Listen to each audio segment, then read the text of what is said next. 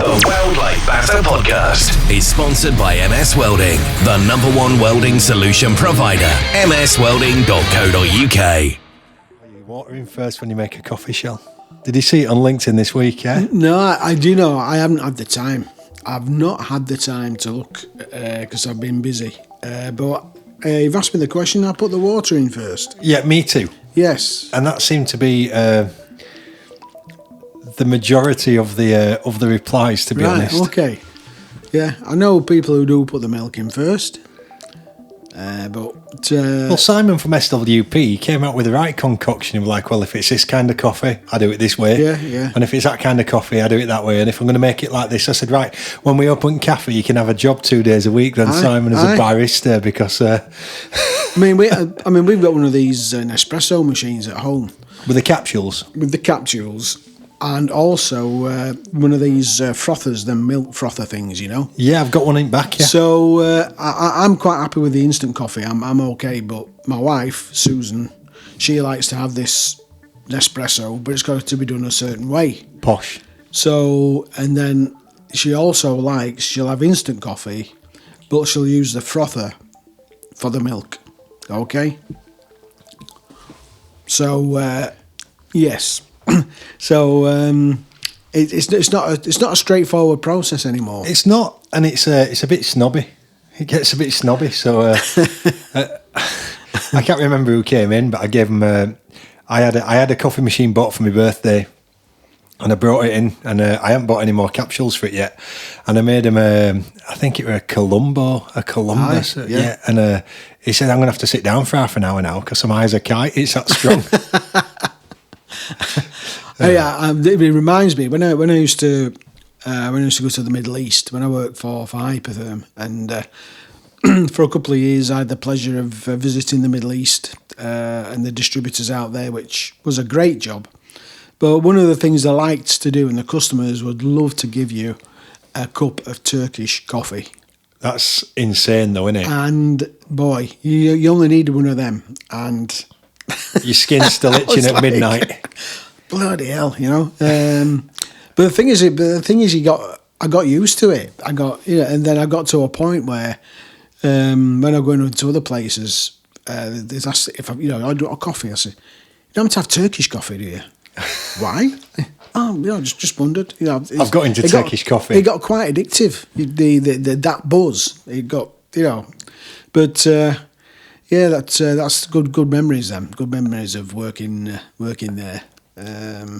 Had some experiences, but I won't bore you with that. I won't bore you. Let's talk about something interesting. So is it not going to be Shelley's This Is Your Life today then? No, it's not. No, I've even got my notes. Look how professional I'm getting now. 9 episodes in. Good, great. Well, I admire your professionalism, Barry. You're still ranking the most listened to show. Is it? Okay. Yeah. I don't know if you've slowed down or Callum's caught up, but Callum's a close second. And then the third place is How It All Started. Right. I think people get bored of listening to me just rabbit on. And then Mark Kendall, that's not been out that long, the Pullman Instruments one. Yeah. He's fourth. He's coming up quickly, he's Mark. I enjoyed that. I really enjoyed that one because it gave me an insight into something I don't really know a lot about with regards to calibration. And it was an eye-opener for me. It was an eye-opener. It doesn't matter if you're calibrating a clock or a fridge or a thermostat or a welding machine. Ultimately, you're going to go through very similar processes. And as Mark kind of made very apparent, everything that you calibrate, every job that you come up against will have its own set of issues, its own set of problems. And it were good. It were good to put my side forward. And I kind of came away from it afterwards thinking, I do know a fair bit about this. I am on top of my game. Yeah. Because people do often question why I go to such lengths, I think, when I'm calibrating or trying to explain it or teach it. Because people just turn up with as we spoke about, a calibrator and plug it in. And spit a receipt out, really. I remember, it took me back to my days. I'm going to go to a bit of a This Is Your Life. Let's go back in time. I'm going to get my red book out. But when you were talking about the calibration, my first sort of experience of that was when I was a welder, and when I worked at Hickson and Welsh in Castleford. Yes. And I can't remember the guy's name now, and I should know him because I ended up working for Frank Myers. Yeah. But Frank Myers used to do the calibration of all the welding machines. Mm-hmm. And I can't remember the name of the engineer now. He was there when I worked at Frank Myers. But he used to come out and he'd have his PAMS unit and whatever it was, and we used to view it as an interruption into what we were doing. I think every welder does. Well, what the hell are you doing? Well, I need to calibrate your machine. Is it going to weld better when you've done? Can't you see I'm working? I've got all these pipes to do. Is it going to weld better now? Now you've had that machine up to and it just showed his ignorance, really, as a welder, because I didn't see it as an important process. Where were we before we got rudely interrupted? Calibration. So as a welder, I just saw this guy coming to calibrate our machines as getting in my way and stopping me from getting on with my work, and not really appreciating how important it was and how it was required, etc., etc. Especially when I think about it now, we were welding on a chemical site. We were welding, pipes that had some nasty stuff going through them. Especially on the TIG welding, I mean, the medium that was going through chlorine in its raw state, phosgene gas. Well, it was all 100% X-ray. So the part that people don't understand is quite often it might have been different at Hickson's and Welsh, but even if there's a welding procedure in place, quite often what you'll find is it's in a drawer. And somebody's got his own settings and he's going to get that job done anyway, and it will get passed off because of the testing and inspection processes that are in place. But there's a lot of places where unless you weld to that welding procedure, they're not going to let you pull the trigger. And that's the importance of it. But also traceability. I think a lot of people that go for an ISO or a British standard and stuff like that, they need it for that. Yes, and in some cases, even if it's only a basic in-house welding procedure, you do that particular component, it's semi-automated, and you do it at 90 amps. They just want to make sure that they know when they set it at 90 amps on a TIG welder that it's somewhat like, but you'd still be amazed at the amount of people that don't even read the welding procedure, the WPS. Well, we had to adhere to it, obviously, for that standard we were welding to, but definitely. It was interesting that the podcast with Mark, I enjoyed that. He's a cool guy, is Mark. He gave me a good insight. I learned something. He's a cool guy.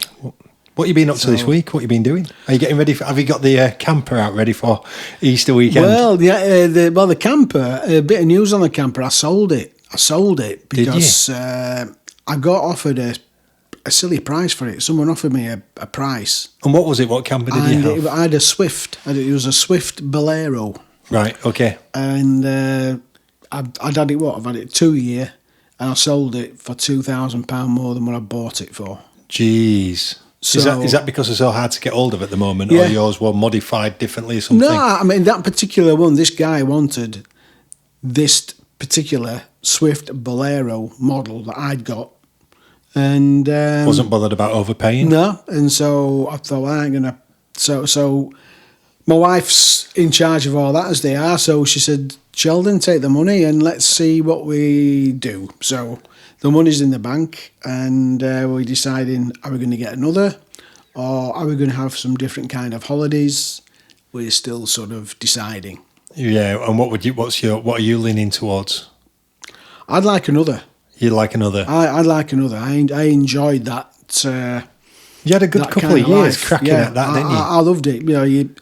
And I like it. I must be mad, but I used to love going up to the North Yorkshire Dales to where around sort of Wensleydale, that area. Yeah. And when it was cold, I liked it when it was cold.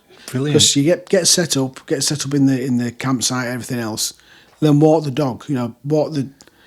Nothing better than getting up in the morning, getting all your kit on, getting your coats on, everything else.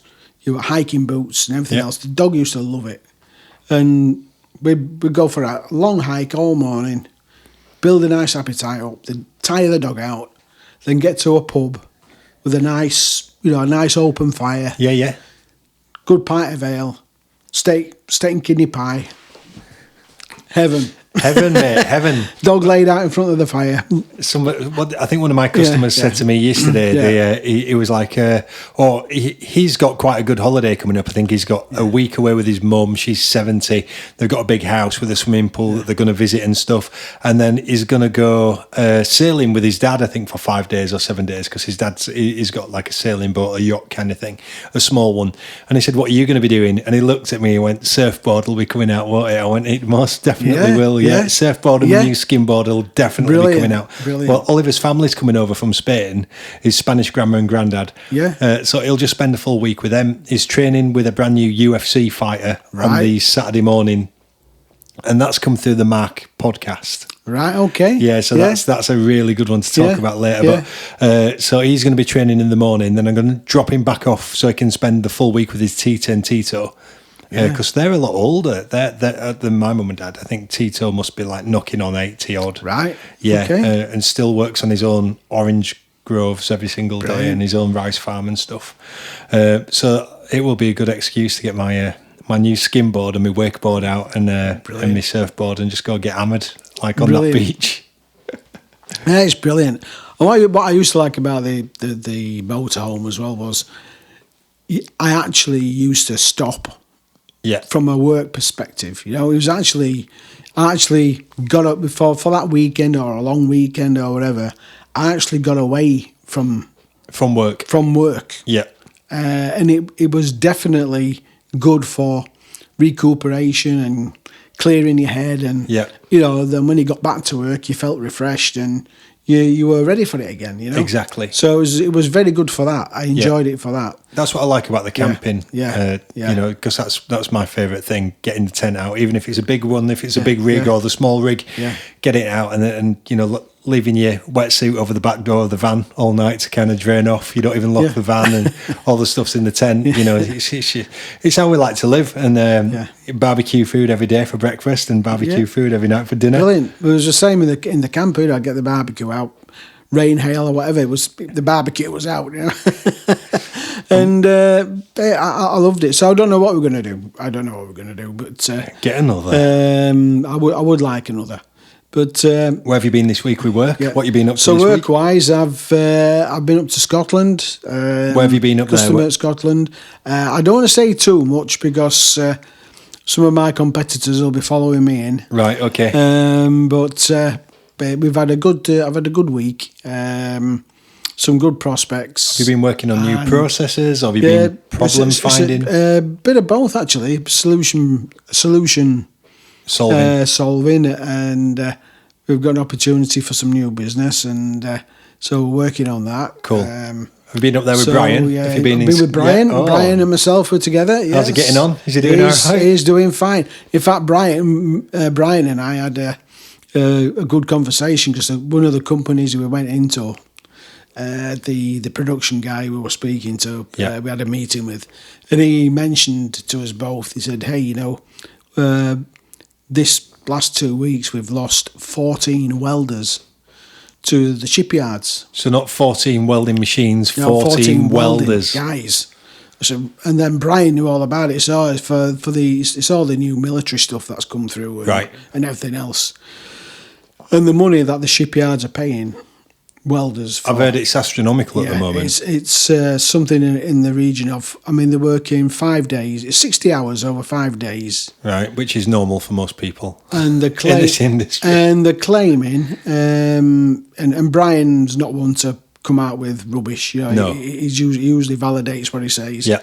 And they're clearing £1,500 per week. Which is massive. £1,500 per week. So on a 4 week month, on a 4 payday month, not you're talking like a big lump of money. Yeah.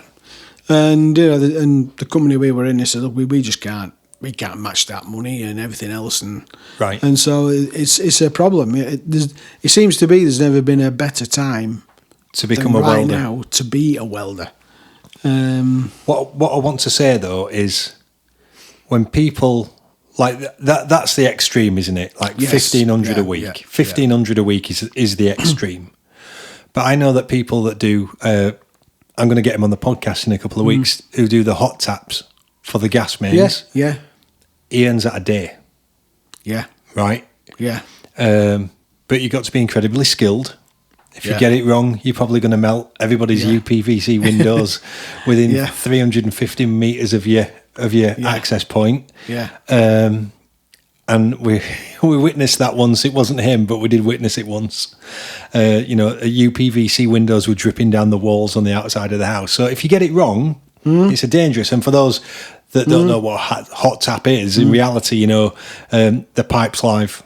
And you're going to put a branch on there. They do try to dam it to an extent, but sometimes a dam can leak, and there's normally 3 fire brigades there and stuff, and a fire inspector and 2 welding engineers and a safety guy. But so that's an extreme again.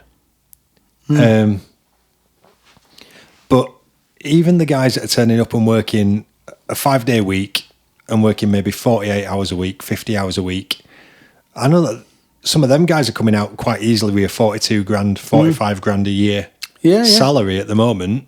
Oh, yeah. No stress, no hassle, pension paid into. And what you said then, it's never been a better time. It's not like when you were working at, Hickson and Welsh. It's not like when Alan Key were like out on the oil rigs. Now you've got somebody who's looking after your health and safety a lot more than it was back then. Oh, absolutely. Yeah. PPE's better. Are you empty already? I'm out of coffee, so all right. Is the anole bottom at cup? And it's not Turkish though, anyway. Not Turkish, but also the gear's better. Yeah. It's never been a better time. So why is there no welders? There's something else I was thinking about, because again, when you're driving to and from Scotland, in between making phone calls and getting calls, you have a lot of time to think as well. Yeah, sure. And I was just sort of, we had this conversation on the last podcast. We've had this conversation numerous times, you and I, Barry. Yeah.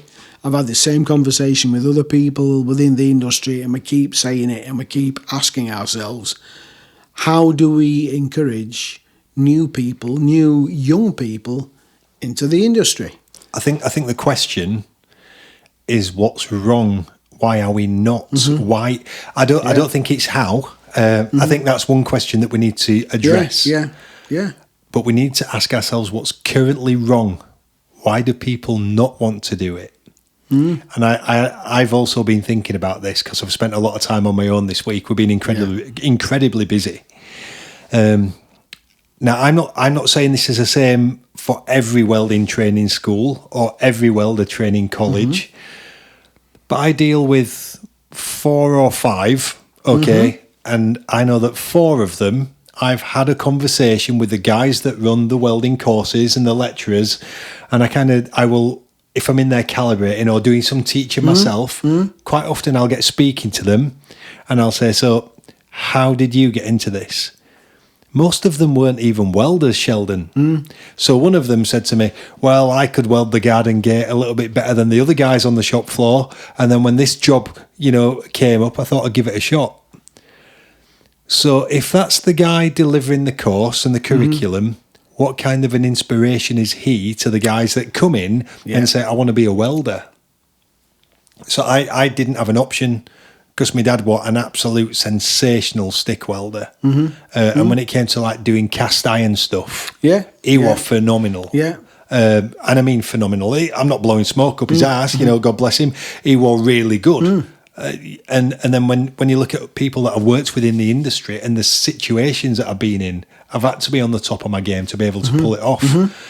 But if you're going into a classroom and you want to be a welder, and you've watched some Instagram videos or some YouTube videos, and then you've got Mick or John that used to, he could weld the garden gate a little bit better than everybody else on the shop floor, delivering the course.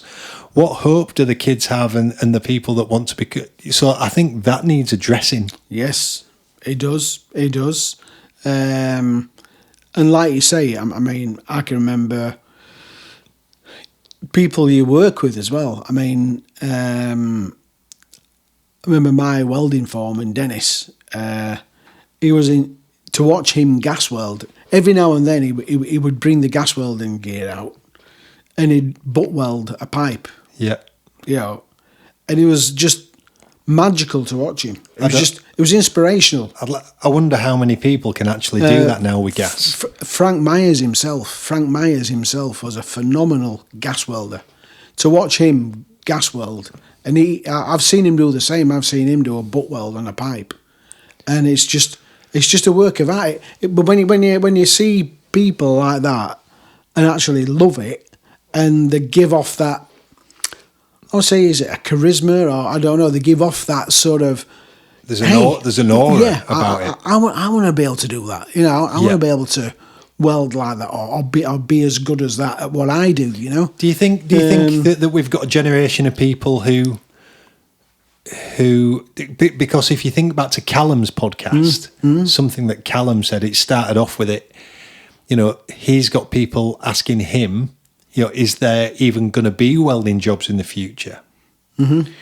So do you think, because I 100% agree that there definitely will be welding jobs, and we'll come back to that in a minute. Yeah. But do you think that there's so much stuff on cobots and robots at the moment and automation, which let's make it very clear that there's only certain things that can be done by robots and automation. Yeah. I mean, I was in one company this week, and they're looking at cobots, and as though it is the answer for what they want, and looking at what they were doing and how they wanted to do it. Not really, you know. It really, they need an industrial setup to be able to achieve what they want. So would that be an industrial robot or bespoke piece of automation kit? No, but we've now started. I don't want to be a Fronist what we do, but we've started doing turnkey solutions now. So with regards to providing a cell and all the manipulating equipment, everything. You know, we've got a partnership with Fanuc robots, so that it's the Fanuc that's on our cells. Yeah. So we can provide turnkey solutions now. But when sometimes a customer's perception of automating something, and what they think it's going to cost. Yeah. That's going back to your podcast last week with the price of everything, the value of nothing. Yeah. The perception of how much they think it's going to cost. But then when you give them a reality check and say, well, just a minute, to be able to do that, what you're wanting, Mr. Customer, and the manipulators you're going to need to be able to turn them components around and etc. You all of a sudden you're going into another level. I think, and again, I think that comes from the fact that everybody's now got the access to the internet. Yeah. And quite often the internet is developed to show you the cheapest solution. Yeah. Okay, so you're going to find a small manipulator that's only okay for 60 kilograms, you know, at 900 quid, £1,000 or something, and you don't know where it's come from, you don't know where the origin of that is, and it's not got a very big life expectancy. And that's something that needs to be built in when you start talking about automation, because ultimately it's going to be such a big cost initially. It's going to have to run for a big amount of time to be able to get your money back. But getting back to, you know, yes, so, I mean, I see a lot of, as everybody does in the industry, when you look at YouTube, when you look at social media, I'm a little bit sad on my social media. Not sad, I'm just interested. Yeah. I follow welding blogs and things, you know, welding pipe porn, welders and all that. Yeah, welding porn, you know, Shelley. I do, and like you've just said, you know, you'll get snippets, you'll get little sort of films and little insights into different process and people welding with cobots and everything else. But the bottom line is even with a cobot, or you really, to fully understand what you're doing, you need to know your welding process. You need to. I think that's a massive. A massive shortfall at the moment. I think there's a lot of people that believe, from a purchasing perspective, that we'll get a robot and we'll just get somebody setting, and we'll have some settings on a bit of paper, and that'll be okay. And it doesn't work like that. You need to understand the welding side of it. We had 2 customers with the same automated system for cladding pipe. Okay. Right? One customer had coded welders operating the equipment. Still needs to be. And we never heard, we never heard anything from them. Just run as smooth as anything. Yeah. The other customer thought it was a case of, oh, well, we'll just load the components in, press a button, and hey presto, here we go. Yeah. Nightmare. I think. So, coming back to this inspiration part of getting people inspired, you know, if I put it into a different context, Oliver trained on Wednesday night. We were bombing back down the motorway after training because it's a late night on a Wednesday, and it'd just been grappling full blown 18-stone men, and just saw people that don't know Oliver is 14 years old and weighs 49 kilos. So, you know, there's a little bit of a different weight class there. Yeah. And he's on a group chat with his mates, a little bit tired, heading back, and one of his mates jumped on and said, does anybody have any kind of idea what they're going to do when they leave school as a job? And Oliver cracked out laughing and just sent a reply, because he's like the comic of the group, and said, I'm probably just going to fight for money. But, you know, he's not going to fight for money. Me and his mum won't let him do that. But where do we inspire? If they've got this perception that they're going to do something different already, how do we make welding sexy? How do we entice people? Because, as we just spoke about, the 1,500 quid a week, the £1,500 a week that they're going to take home, that's few and far between. Yeah. But people should definitely be able to be in that higher tax bracket as a welder. No doubt about it. Definitely. You know, I think, I mean, I've spoke to many people about this. Yourself, we often talk about it every time. Yeah. I did, not me, but for Onius, we did an open day with one of our distributors in the Midlands. I think it was last year. It was the year before. It was a year before. It was Sphinx. Right. Okay. One of our distributors, good distributor. Right. Okay. Joe, who owns the company, he reminds me very much of your dad. Right. An engineer. Everything's from an engineer and service based point of view approach. Yeah. He's brought his daughters into the business. They're sort of taking after him and running it in the right way. Cool. But when we'd finished the open day and we went for a meal at night, we were talking in general, and we were talking about what we're talking about now. You know, how do we get young people? How do we encourage young people to get into this business? Right. I know Joe. He's bought next door's premises. Okay. With a view of making it into a training school, which is a very good idea, because there's a training school on the same industrial estate, right? But he says but it's all old oil cooled welders, and it's all old technology that this school has got, right? And Joe's thinking was, you know, what must a guy or girl or whoever coming into that kind of environment think when it's like archaic?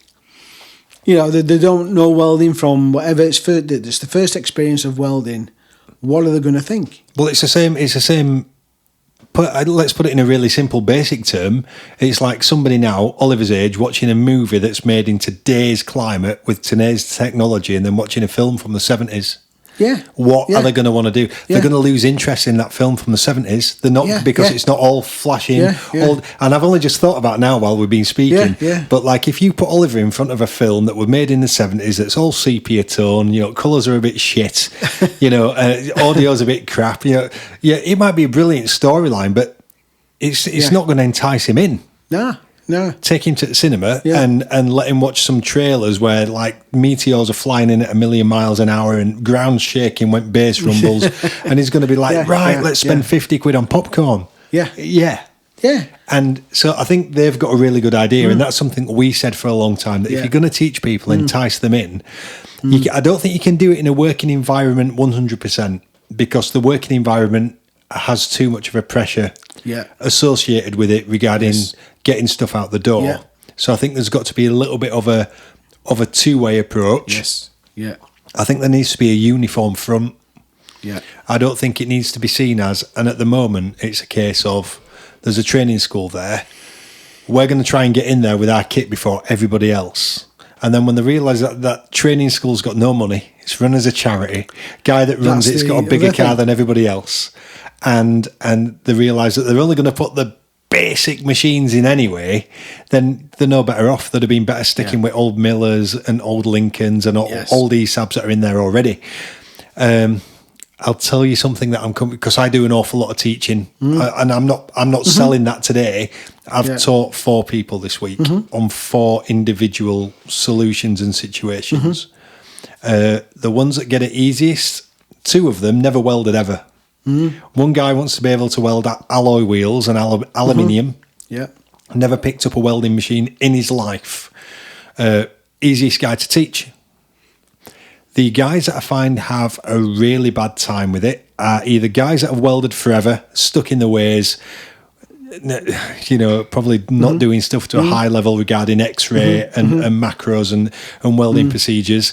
And then when you say, right, this is next level, the minute you turn around to somebody, Shelley, and say, I want you to set that MIG welder up, well, what amps? What amps do I need? They don't even understand it's a constant voltage machine. I'm not saying that's everybody. I'm not saying that, not for 1 minute.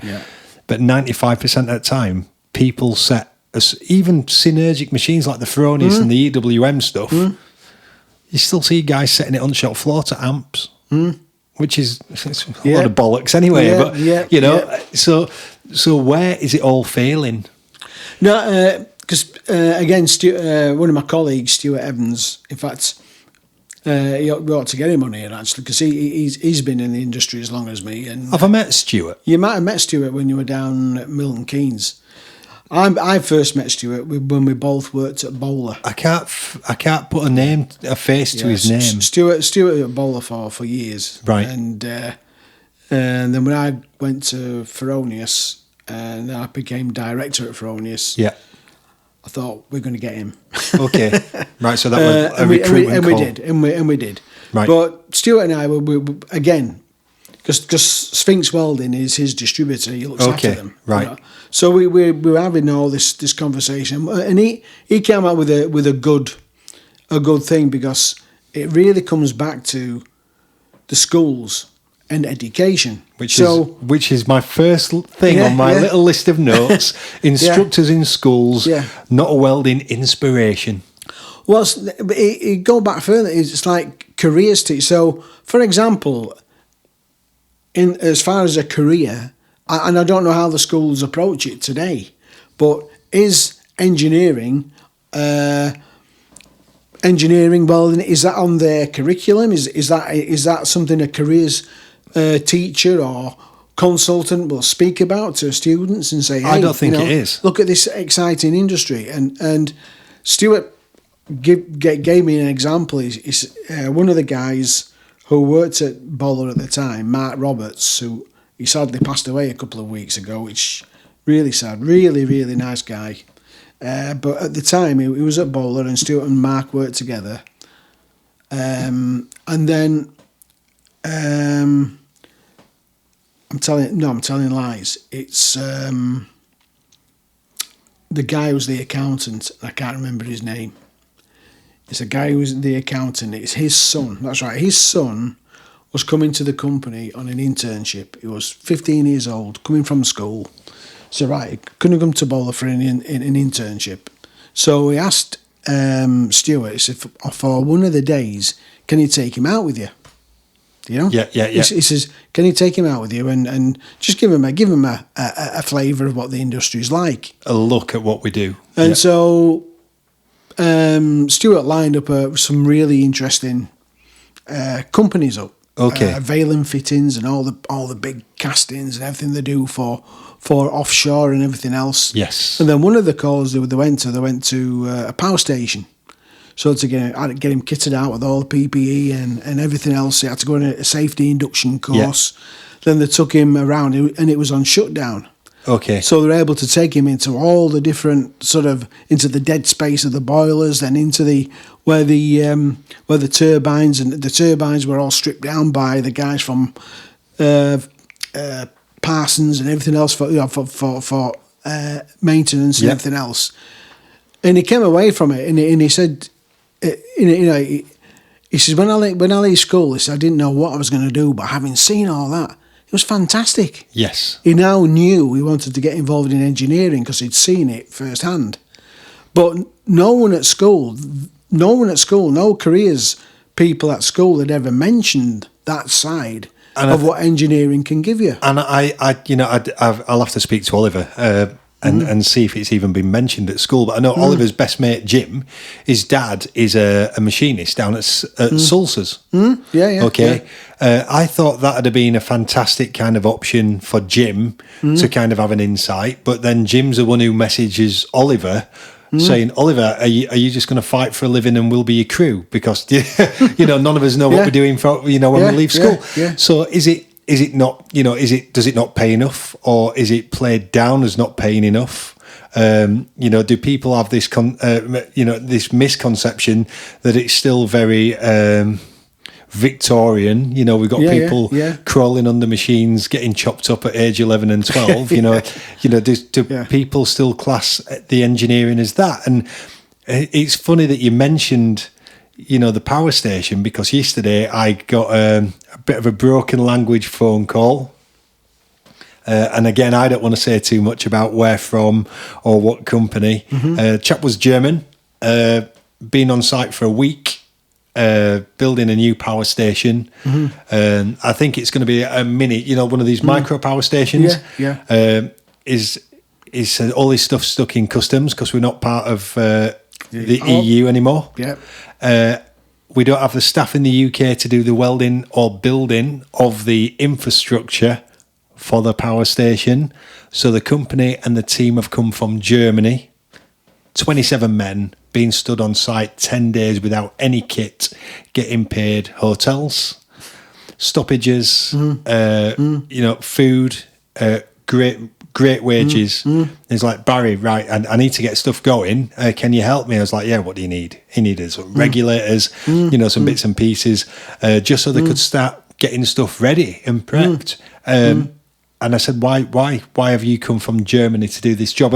And don't get me wrong, this isn't the first time that we've helped people from Europe. The Italians used to come and do a lot of the dairy stuff. Yeah.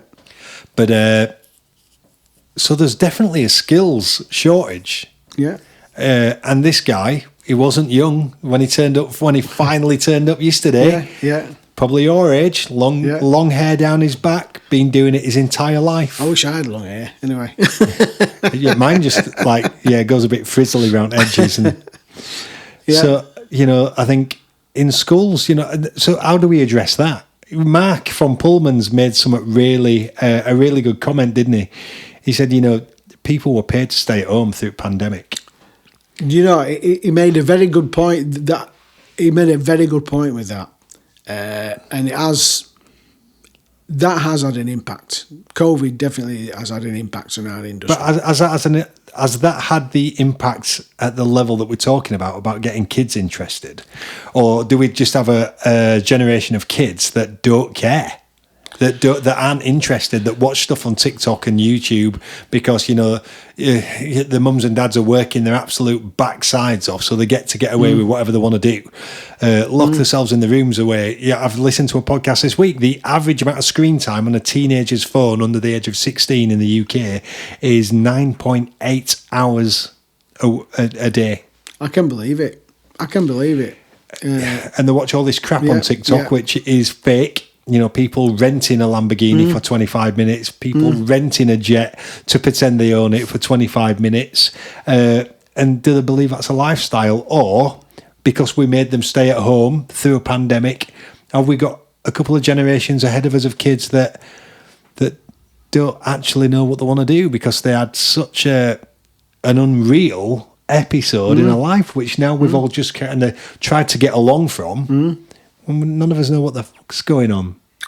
No, it is, and like I said, we keep talking about. I talk to a lot of different people about it, and I know I talked about Joe at Sphinx. He's bought the building, but he's that busy. They as a company are so busy with their how's he going to set it up? Their day-to-day work and what they need to do.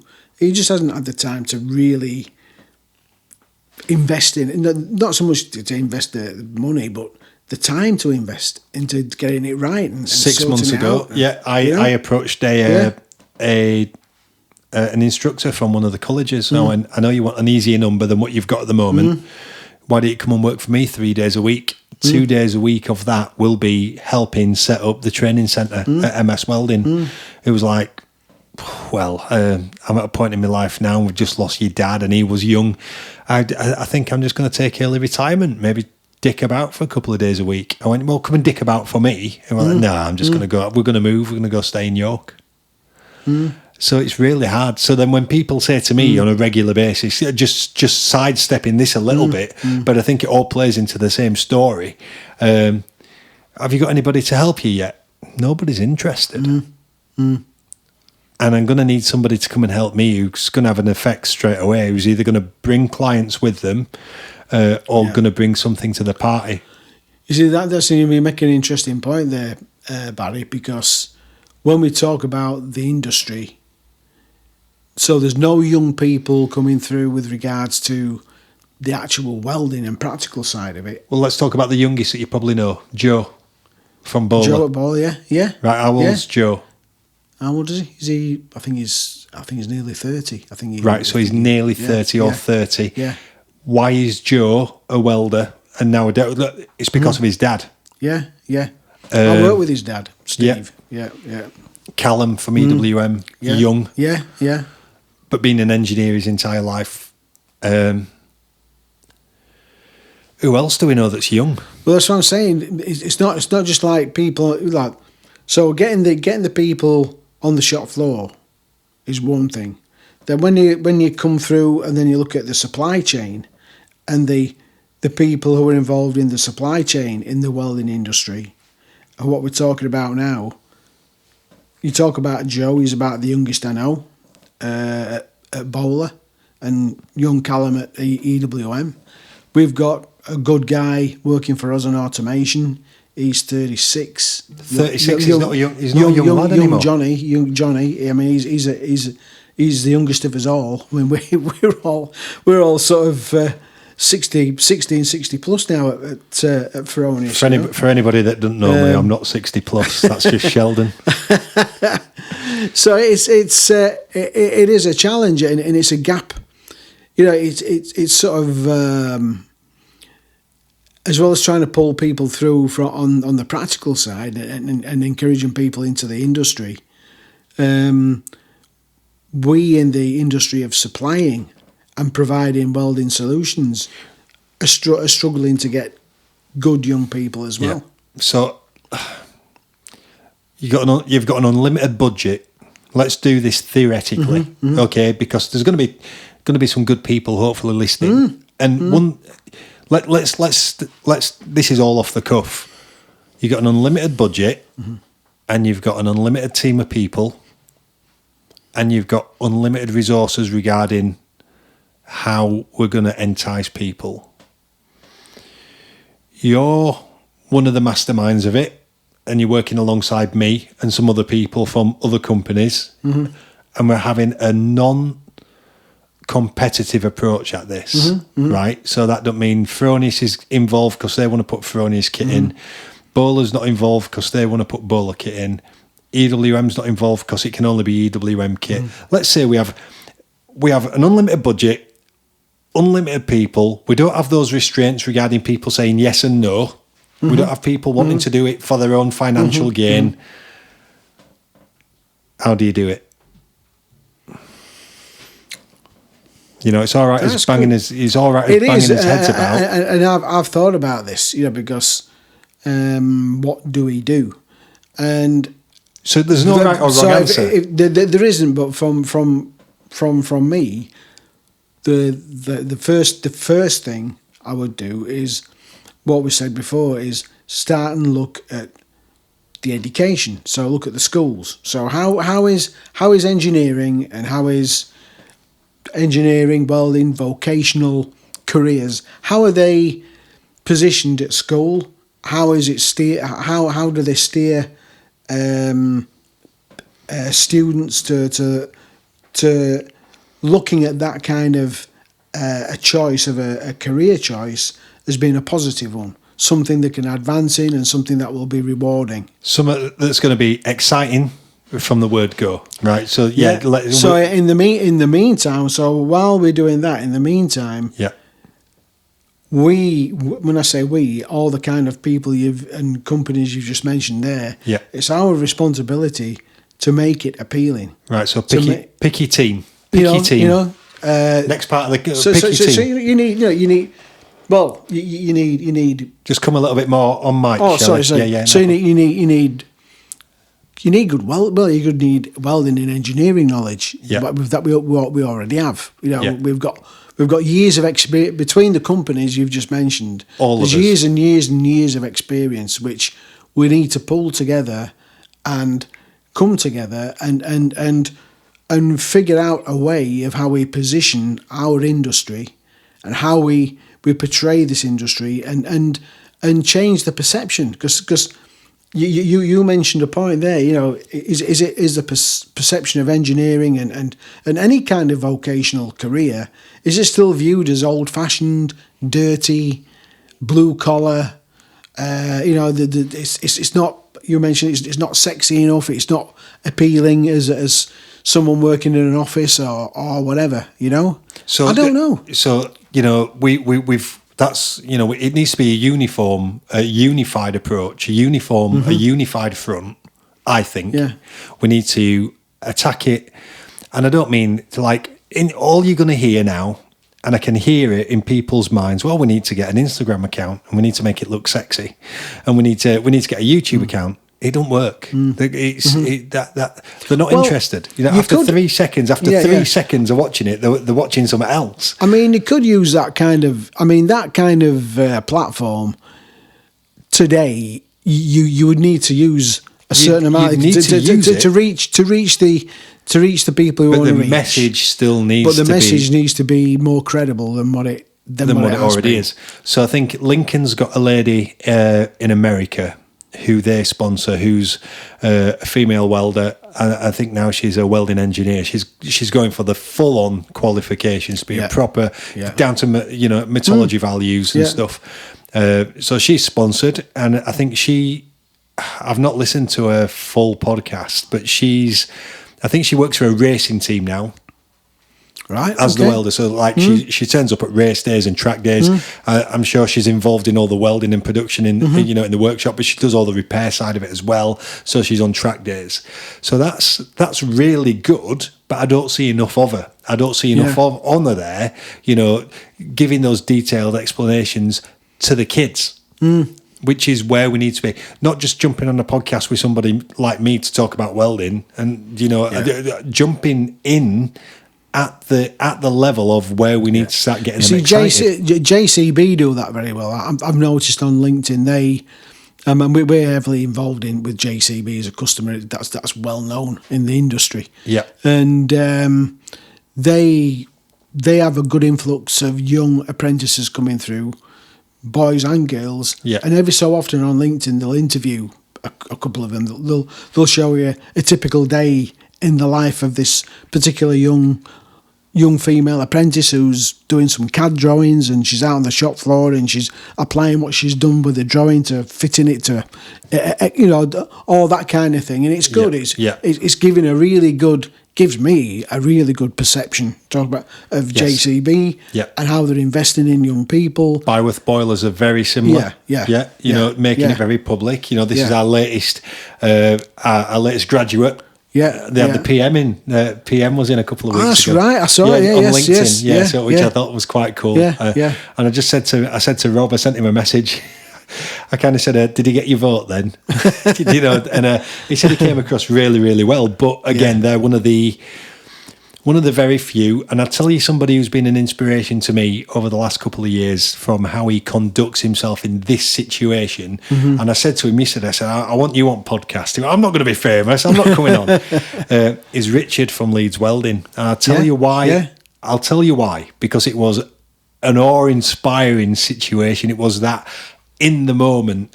I'm knees deep in shit. Somebody's grinding on me. Somebody's got my overall leg on fire. There's a machine breaking down. Somebody's running over another set of interconnections, all in this vicinity of about 4 seconds.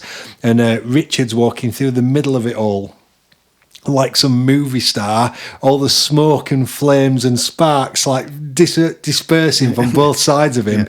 And he's walking through with a massive group of school kids. Massive, must have been 12, 13, 14 years old. Must have been 30 kids.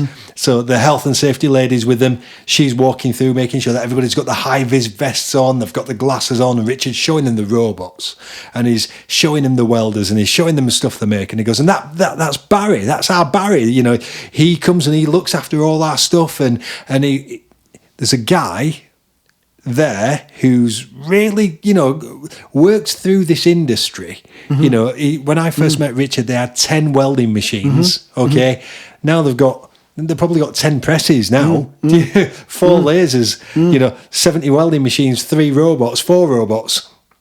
But, you know, they're still trying to entice people at this level. And there's a young lad about 12 walking at the side of him with his high-vis vest on, and he's walking with Richard as if one day he's going to be the managing director. And Richard is endorsing that. He's encouraging it. Yes, you are going to be the next managing director. You are going to have my job. You are going to drive that car outside. But there's very, you know, again, though, those kids are 12 and 13. They're not pulling triggers on torches yet. No. But it's got to start somewhere. And I think, so I think the educational side of it, but then we as an industry have to deliver. And I always remember, it might have been Frankie Myers. It might have been when I worked at Metro. We were getting involved with something with the Welding Institute and everything else. We were putting an open day on and everything else. And there was a philosophy of, well, you know, we're taking good money out of this industry. So it's really down to us to put something back. I'll make it really clear. If we don't get people pulling triggers within the next 5 years, nobody's going to be selling welding machines. I'll make it very clear from what I see, from my standpoint. That might not be global because, as you said yesterday, we're having to get welders in from the other side of the world. But in the UK, if we don't start doing something about this as a collective, now we're not asking for 60 hours a week of everybody's time. But why can't we get everybody on? Use the podcast as a front, as a place for everybody to come together, to become a forum. You know, why don't we get it penciled in where we can have a Weld Like Bazza podcast event where we get all these people in to sit round a table and have a discussion about it, where we can all talk on a level. It's not competitive. We're all there because it's going to help each and every one of us. It's going to keep all of us in jobs, and it's going to make jobs for the future. You know, and I don't mean like what did the big dinner used to be that everybody was the part of? Was it the AWD? It was there's the AWD, wasn't there? There used to be the Welding Institute dinners on. Yeah, so I'm not talking about that. I think it needs to be much more played down, real time, real stuff, real people. I'm not saying we all send a representative. If you want to shut your office down and everybody come along for a couple of hours, do that. I think there's going to have to be a much bigger input. And then we're going to, you know, like from a different level, from a different part of it, who do we get on our side from the MP side? You know, Nigel Farage would be a fantastic guy to get behind this. Yeah, I mean, it needs a political input. It needs someone with some influence in Westminster and everything else who will make all these decisions, you know. But somebody who already sees a downside, somebody already sees a downfall, that we don't have the people pulling the triggers and doing the jobs. No. And he's out there with the people, isn't he? He's a big figure. He is, yeah. I'm not saying he's the only one, but we do need somebody like that who can shout our story a little bit. You know, we need somebody to say, look, this is just one industry where we're struggling to get staff. How many more is there? Well, You know, I don't want to make it just about the welding industry for a second. How many other industries are going to have a shortfall when there's no engineering skill coming through within the next 10 years? Because schools aren't selling it as a prosperous career. It's going to be, well, there's an opportunity. But let's see it as an opportunity for as you've mentioned, for people within the industry now to come together and say, right, you know, I mean, I'm 63. Another 4 years, you know, I'll retire, whatever. But I'd like to sort of keep going as long as I can, and because I love it. This industry has been very kind to me. Yeah. I've experienced things that I think, you know, I'm so grateful for, you know, for being able the opportunity to work in different countries and to meet different people, and I've got friends in different parts of the world, all thanks to being in the welding industry. Yeah. So I can't endorse it enough. No, I can't. So it's not easy, but I don't think any job or career is, Sheldon. No, and you know, hey, listen, there's been ups and there's been downs. You know, there's been times it's not been very good. It seems to go in cycles. You know, you have your ups and downs. Yeah, and that's a personal thing, isn't it? Like we all go through that. Yeah. But I think we need to have. We put it out there, haven't we? Like you and I on the show, and we need to share the back end out of this now, get it to as many people to listen to as possible. I know we've got a good reach, but this is a good time to launch this one on YouTube and do it as an audio one on YouTube so people can listen and find us. We need a uniformed approach from everybody. You know, doing it for the reasons of good of let's get people in. Yeah.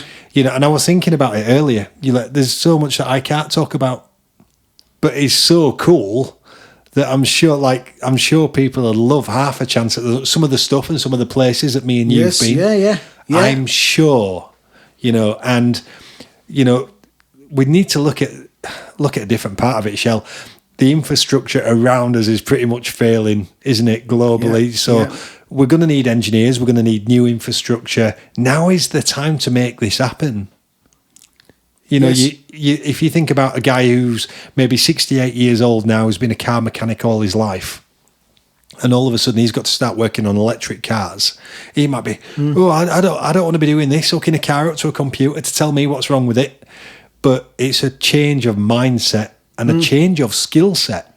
Yeah. It's just changing his skill set to look at it from a different perspective. Yes. You know, it doesn't mean he's any less of an engineer, any less of a motor mechanic. In fact, probably more so because he's going to be learning again. I mean, the functionalities of the machines today, you know, not just on Fronius, but a lot of other manufacturers as well. The digital, you know, functionalities on the machines now is brilliant. You know, it's that kind of it. It's that side of the technology and what's available today to make the young people aware. You know, going back to where, you know, there's the welding school where they've still got the old machines in it. They're all the old oil-filled Oxford welders and things, you know, where you think, God, it doesn't look very appealing, you know. But if you've got a school that's got, you know, it's all the digital setup and everything else, and it's like, you know, they're all. I mean, all the kids are born with a mobile phone today, aren't they? They come out the womb with a mobile phone, unfortunately. And that's the way you have to pitch it. That's the way you have to position it. And that's what Callum was saying. You know, if you look at welding machines now, it is like looking at an iPad. It is like looking at a phone. In reality, you know, if you start getting people onto the better panels and stuff. I mean, they're like industrial computers now. They are. They are. Have you seen? I don't want to talk about any one person too much, but have you seen some of the new stuff from Cheer? I haven't. Right, I'm not endorsing it, but some of their stuff looks sexy.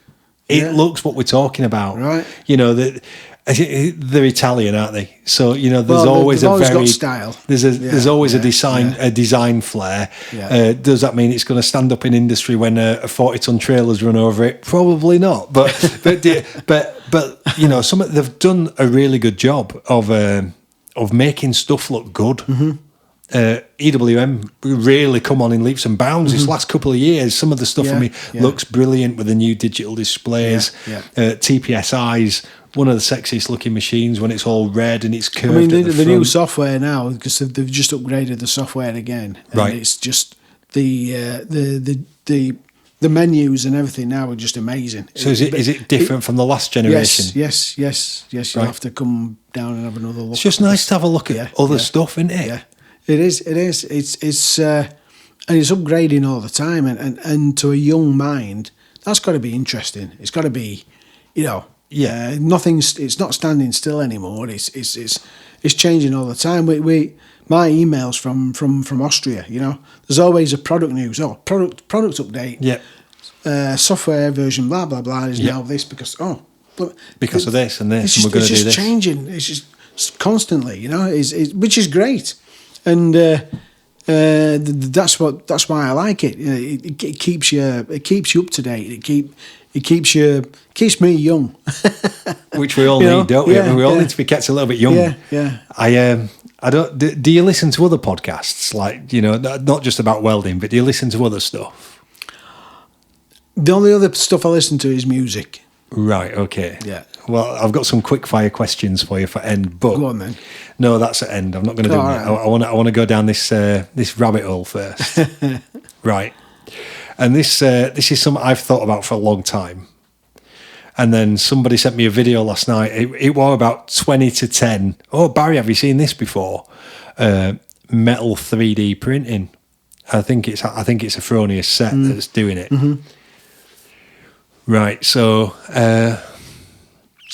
do you think it's going to come a point where welding might not necessarily be, the necessity of welding two pieces together because it's going to be 3D printed in metal in the first place, or a metal kind of element? Yeah, I do. It's not going to replace welding altogether, but I'm involved with Cranfield University. We've developed our relationship with them again, and that's what they specialise in is the additive layer. So creating parts and components and everything else, and so they do that. They do that by pretty much welding. With welding, yeah. Is it all Fronius stuff that's doing that at the moment? It's a combination of Fronius. It's also EWM plasma as well. Right, okay. And what's the process behind it? Like 3D printing metal? Yeah, are they keeping the heat input low so they can move at fast speeds? I mean, with us, for example, I can't speak for anybody else's technologies, but one of the benefits of CMT. So the benefits of CMT, and it's what we have. And you've been to our place. We've got samples. We've got like vases, for example. Looks like we're a garden centre because there's all this with all these pots and everything that have been manufactured with additive layer. Yeah.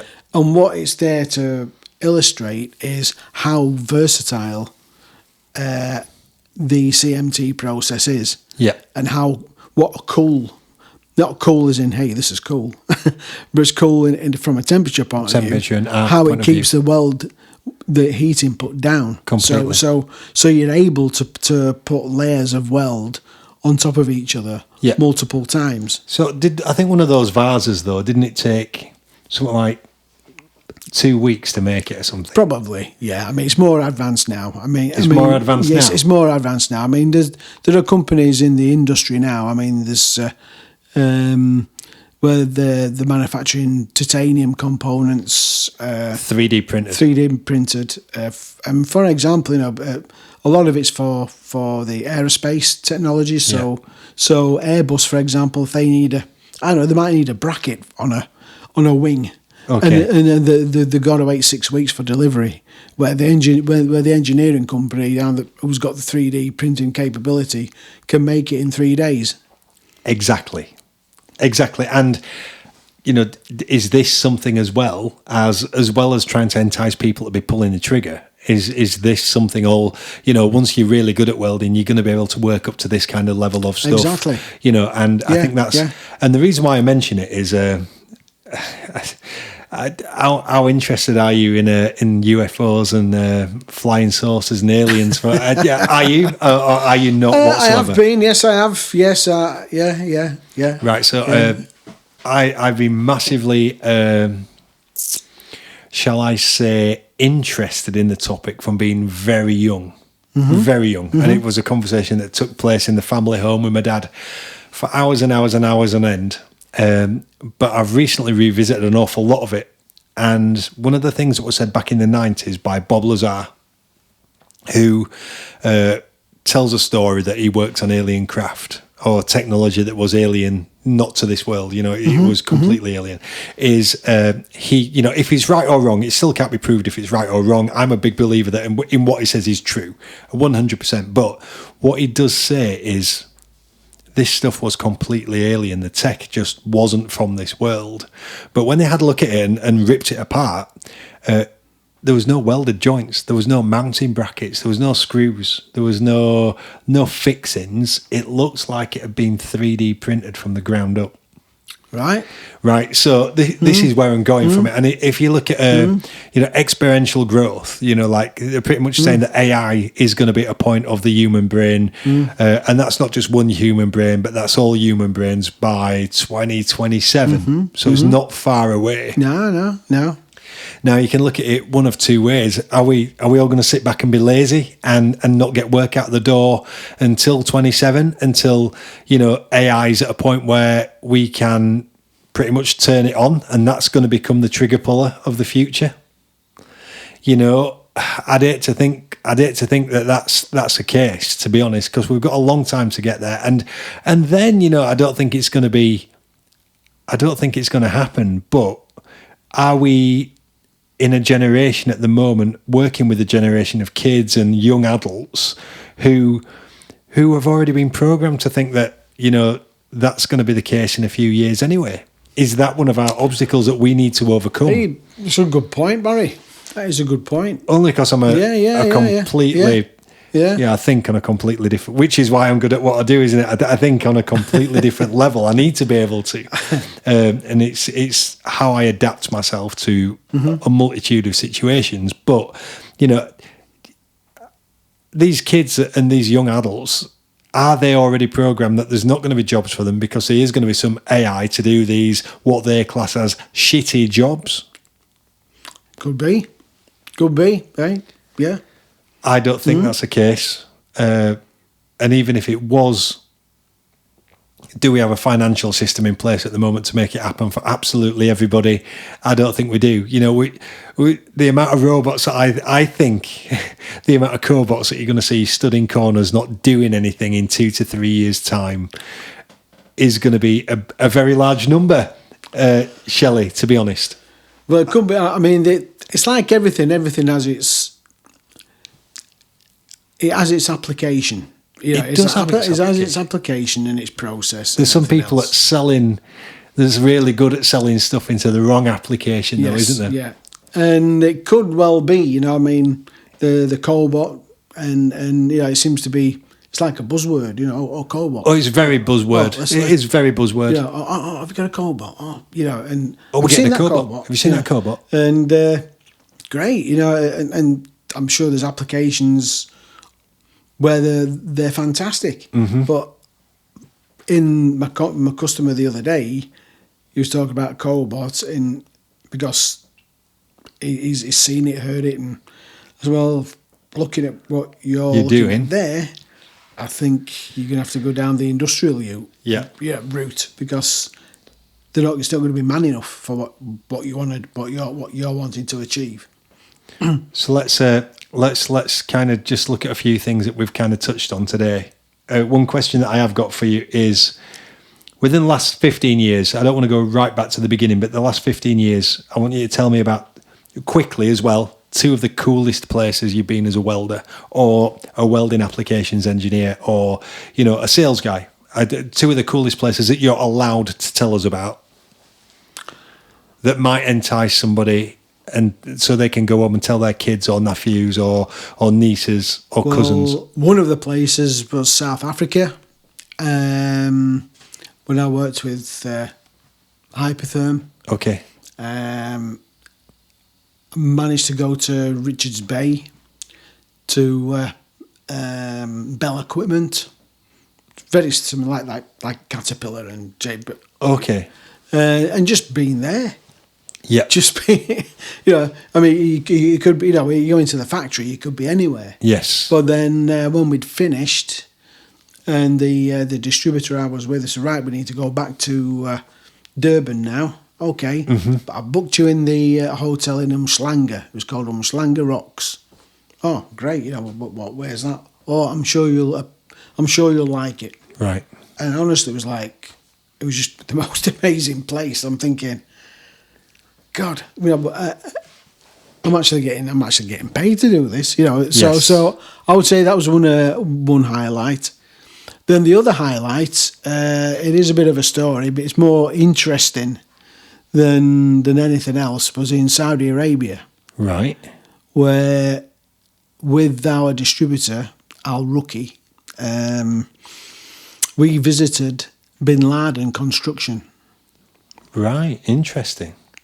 I've never seen an engineering place as big in my life. Really? You're looking at workshops that are like aircraft hangars. Massive. I've never seen as much stainless steel welding taking place in my life. Making what? What are they doing? They're making the columns, the like for refineries. So if you imagine a column, yeah. You might imagine a still, yeah. But they manufacture them on the side. So they're laid down on the side. So big, yeah. And I was there to demonstrate a plasma. Right. That was the PowerMax 45. Amazing. Of all machines, because they wanted a machine to take out on site and to be able to gouge welds out. Yeah. So I went, and these Filipino guys came and did the demo, and they were amazing with it. They were better than me. So look, there you go. So when we'd done the demo, they said, right, the boss man wants to see you, because he knows you're here. Okay. You're an English guy. Oh, right, okay, So I went to this office, this palatial, I've never seen anything like it, this all wood panelling and, wow, and this guy comes in. Unbeknown to me, it is one of the Bin Laden, Right. Apparently. And he sits down and offers me Turkish coffee. And there's the guys from Al Ruki who are Indian, all Indian guys, And he said, I was asking the Filipino engineer, he said, these plasmas, are they what are they like? Oh, it's very good, very good for what we want to do. Okay, so we'll have 10. We'll have 10. And then we'll take it from there. What about the bigger ones? We have the 1650s, don't we? He said, yeah, get another 10 of them as well, because we will need more. And I'm like, take them back. Nice one. And he says, so where you from? You're from England? I said, yeah, from Yorkshire, actually. Blah blah blah. Talking away. Yorkshire. He says, what do you think to the Kingdom of Saudi Arabia? How have you enjoyed it? I said, well, I'm nervous, because this is Bin Laden. This is just one of the, I'm a little bit nervous. I said, well, I've been here for 2 weeks now, and I've been working, so I haven't seen a lot really. I've just seen hotels and what have you. But the one thing I'm a little bit disappointed in is that I've not seen a camel yet. He says, guys, he's pointing to these guys from Al Ruki. You've not seen anything? He said, no. He says, I have a camel farm. He said, the next time you come to Saudi Arabia, you stay with me. You stay at my palace. And I'm thinking, oh, yeah. He says, have you had any camel milk? I said, no.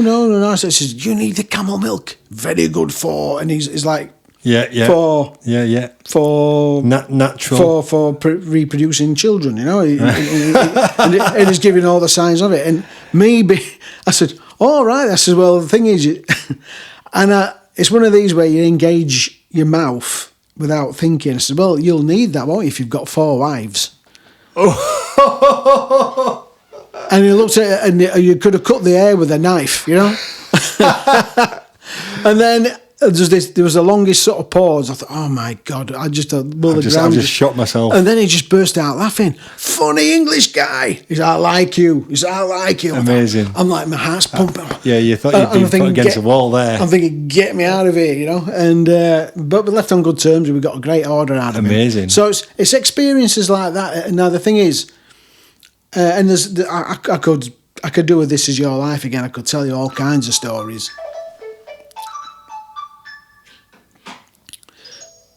Yeah, I could tell you all kinds of stories, but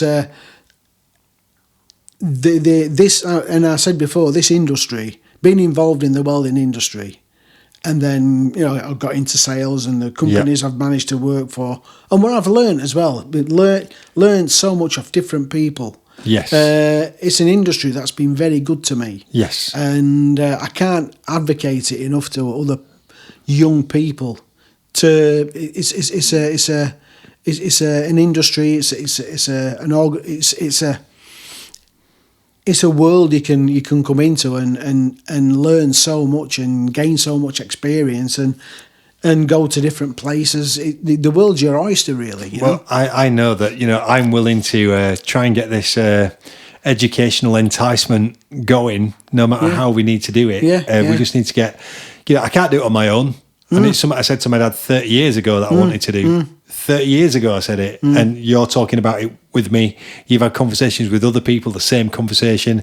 Other people are having conversations, but they're kind of like, well, I'm nearly ready for retiring, so I don't really care. See, I can remember years ago, a lot of years ago, and Alan Cowkey knows him, a guy called Mick Walton. He was one of the welding engineers at AMEC. Right, okay. He ended up going, in fact, again, small world, I ended up tying up with him in Dubai. He went to Dubai Dry Docks. Right. I'm just going to jump on this. No problem. So where were we? Because I've completely forgotten. I have. I think we're talking about Bin Laden. Is that where we got to? We talked to Bin Laden. Yes. So got to go out of that Stop situation. Stop at my place, and you've been to some amazing places. Yes, I have, and it's an industry that's been very kind to me. And I think if you look at it from a much, that's right. I'm talking about because Mick Walton. He was a welding engineer at AMEC, and he'd always said to me he was looking to open a training school up in Newcastle. Did he? And he'd always sort of like spoke to it because Alan's based where he is. It's with the machines and everything else. He was always looking at that. Right, I don't think it's ever took off. I don't think it's I don't know. I really don't know. Like I understand that funding's probably going to be an issue for some people. Yeah. I do understand that. I don't think I couldn't substantiate without a massive input of 10 welding bays, 10, and it's going to have to be 20 welding machines, isn't it? It's going to have to be 10 high-tech TIG welders, AC/DC, and it's going to have to be a really good top, because you're going to want to teach somebody on a Synergic like a TPSI or a Titan. You're going to want people learning about different modes of transfer. You're going to want them welding in pulse and four-star and pulse and steel dynamic. You're going to need them to do that. Otherwise, you're going to be faced with the options and the obstacles that you and I face now when we travel to site.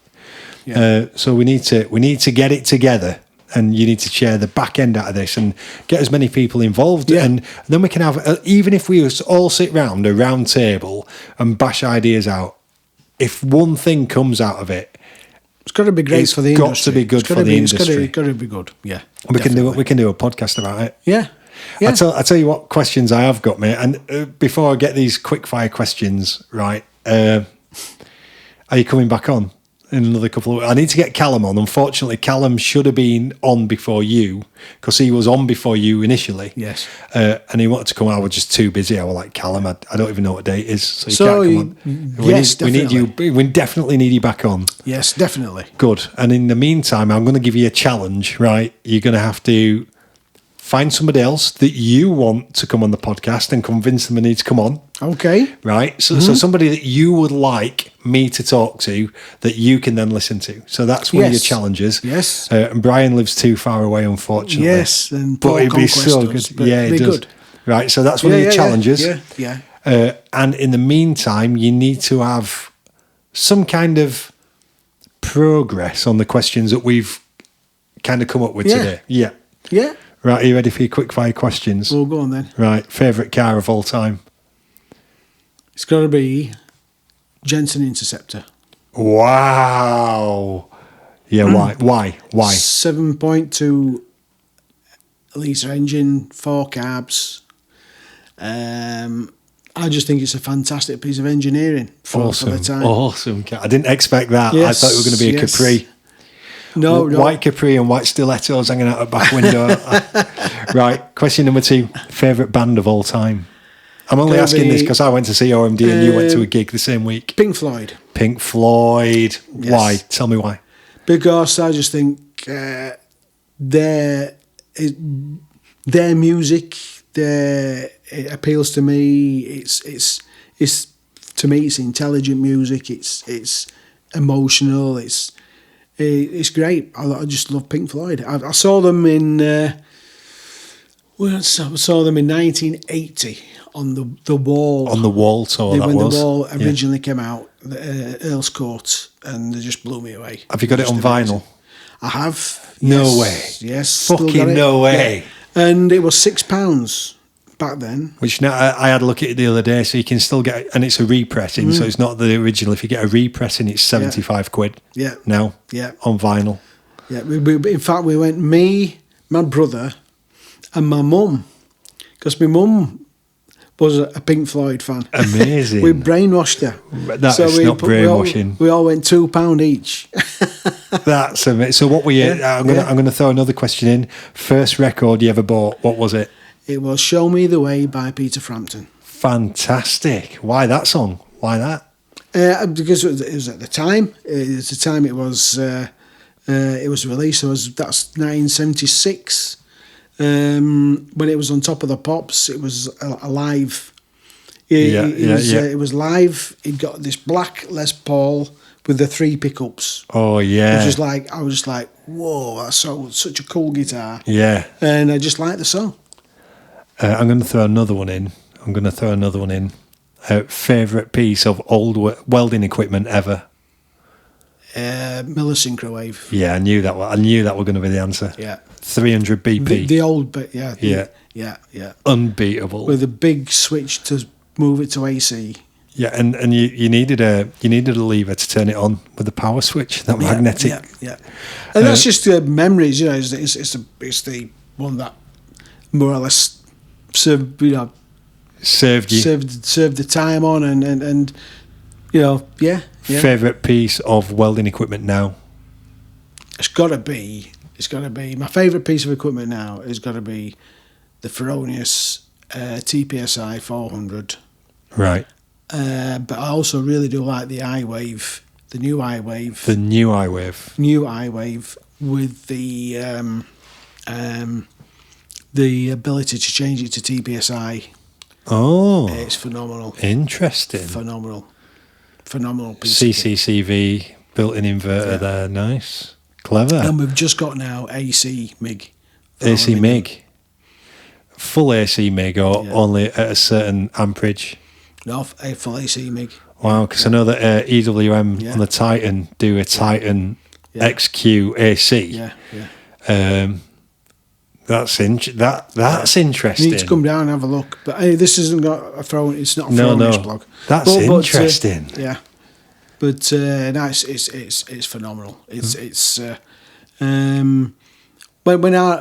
good when our application guys get interested in it and they're telling you all about it. And Paul Conquest, who spends a lot of time on it down at Milton Keynes, when he gets excited about it, and you know it's good. That's really cool. You know, so that's wicked. We've got a lot. You need to come on down because we've got a lot of new stuff now. We've got the Cobot. Well, I always remember that your coffee were really good. And being a bit of a coffee addict. Well, the Cobot's arrived as well. Yeah. So that'd be really nice. Well, I've not been down in such a long time, and now I think now the spring is upon us. It gives me that opportunity to put my wakeboard in and spend half a day on Willen Lake as well. Yeah. Well, every cloud, you see. Every cloud, mate. Yeah. One more question. Is do you have a question for me? What's your favourite band of all time? Right. Well, of all time. It's a difficult one because when you're into music like you and I, it can change daily. Yeah. Most technically tight band of all time, Buddy Rich Big Band. Yeah. Yeah. Yes. Yeah. I think even in my darkest moments that I've had over the years, my darkest moments when the amount of light at the top of a hole seems to be getting darker and dimmer every day. The Buddy Rich Band, the Buddy Rich Big Band still puts a smile on my face, even in those moments. Like some of the Bernstein arrangements, some of the.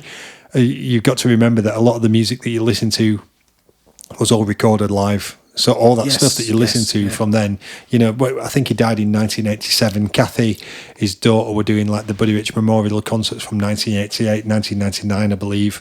And even then, like when you put some of the best drummers in the room together in 1991, I'm talking like some of the greats of that time, you put them all in the same room together, you still couldn't match what Buddy did on his own with a 4-piece kit. And his enthusiasm, back in the 60s, 70s. The Buddy Rich Big Band. Yep. Yeah. Nice one. Favourite song of all time is a little bit different than that. Luther Vandross, Never Too Much. Yeah. Right. I think and I'm going to end on this story, and that's, we'll leave it at that. But there were one particular night I had DJ'd for about 5,500 people in middle of Manchester, at a nightclub that had been built for this one event, and the DJ rig was right in the middle, so absolutely everybody danced around the DJ booth. So once you got in and it got busy, there was no getting out. So it was probably the height of my DJing career that was running alongside this career. It's what bought me my first house and stuff, and my passion for music. Speaking about this industry, that was the same. There's nights I forgot about giving the invoicing because I had such a good crack. There was a young fit blonde woman came up to me. She was stunning. She went, "I want you to play that 1,000 Kisses song." And I went, 1,000 Kisses? What are you on about? And I just egged her on. I knew exactly what she... And now, do you know what? I reckon if she were 21, and this would have been 20 years ago, so if she'd have been 21, she was already way too old, way too young to really fully understand how big that song was in the 80s. Yeah. And she went, 1,000 Kisses, 1,000 Kisses, 1,000 Kisses. And all night I was like, I don't know what you're on about. There is no song called 1,000 Kisses. And at the minute, the peak of that night, I just dropped Luther Vandross, Never Too Much, not pitched up, not speeded up. And that boom, as it does, as it's straight down the guitar. And it turned it on its head. It was, I can't describe to you in words or emotions with words what happened in front of me. So right. Do you know Great what, Shelley? What an amazing podcast. And there's a lot to come out of this one. Yes, I think when we get together again, it would be good if we've got some response from anybody listening to this, and from the invitation to get involved in discussing and seeing how we progress our ideas of making our industry appealing. Yeah, and use me. If you want to come on and talk about these ideas, and you don't have a lot of time, you want to book an hour and come on the podcast, get them in, let them talk about it on the podcast, and we can talk about it. I want everybody to be able to weld like Bazza, and I'm not saying I'm the best welder. What I'm saying is I approach it from a completely different objective. I want other people to be the best welder, and it's my job to make them that, and that's where I become inspiring. I want everybody to be able to weld like Bazza. So use me as a format, and let's make it happen. We'll do it. Wicked. Have a wicked time. Have a nice Easter, Shelley. I will. All right, mate. I'll see you soon, mate. Same to you. Industry news, machine reviews, interviews, and a lot more right here on the Weld Like Bazza podcast.